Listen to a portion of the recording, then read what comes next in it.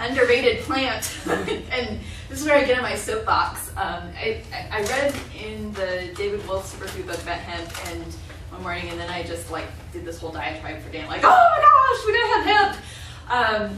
Hemp used to be illegal to grow in the United States. So this is more about the plant first.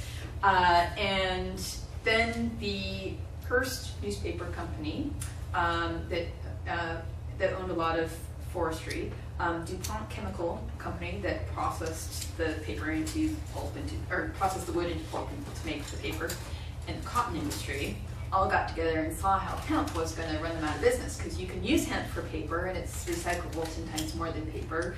You can use it for biofuel. Ford even made a car out of hemp that ran on hemp, a prototype that never got released. You can make rope out of it, you can make clothing out of it, it's antimicrobial, it lasts longer than cotton. To grow hemp, it grows in like so many different climates, and it requires like really little to no pesticides, whereas cotton is, let's see, I think it's 25% of our crops in the United States and uses 75% of the chemicals used to grow it. So grows very naturally, harvests like 4 times in a year versus once a year. Just such a great crop. So basically, Washington and Jefferson were hemp farmers. Right. Yeah. So our founding fathers grew hemp, and then we outlawed it, so that Hearst and DuPont and the cotton industry could have their way and have their monopoly. And I'm like, so wrong. They snuck the bill through, like they made it seem like it was about marijuana. Right. And they didn't, like the people voting for it didn't even realize that they were outlawing hemp. They thought they were outlawing, marijuana. And they're the same plant, but they're different. So hemp that's grown for seeds actually has no THC in it, the hallucinogenic chemical. And if that hemp plant that's grown for seeds is grown anywhere near the marijuana plant that's grown for marijuana, it's a marijuana plant because of the cross-pollination. So the hemp plant doesn't get changed, the marijuana plant gets changed. So I can go on and on and on and on and on about hemp. It's a great plant. It's one I love to support. I wish we could grow it in the United States.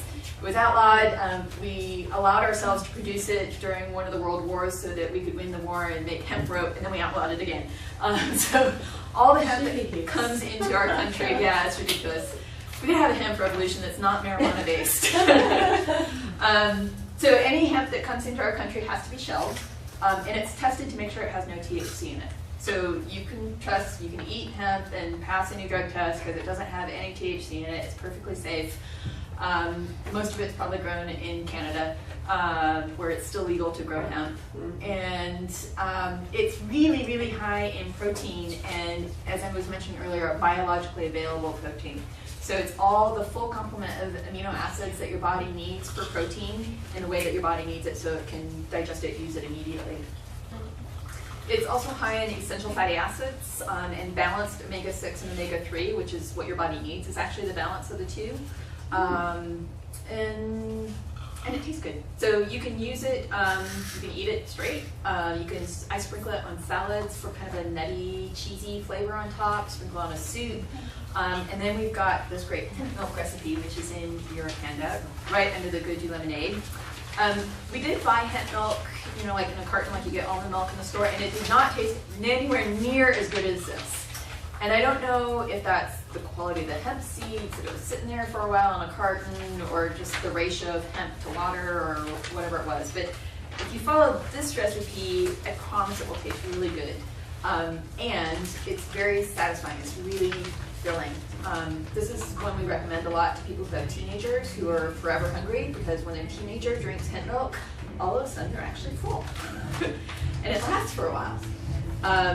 And you can also put it in, like you can start with hemp milk and then make that into a smoothie. So you like add fruit or greens or whatever else you like in your smoothie. And I do have a 16-year-old daughter who loves it. Yes. Yeah, it's tested and proven. Yeah. So in the hemp milk recipe, it's hemp seeds. We put in maca, so you're getting the benefits of the maca without a lot of the flavored notice. Water, you can use dates, or we use agave nectar as a sweetener. You could use honey, and then a little bit of cinnamon, a little bit of cardamom, and a little bit of salt for flavor. And it makes it like a chai milk. If you don't like a chai flavor, don't put in the cinnamon and cardamom, and it'll taste great.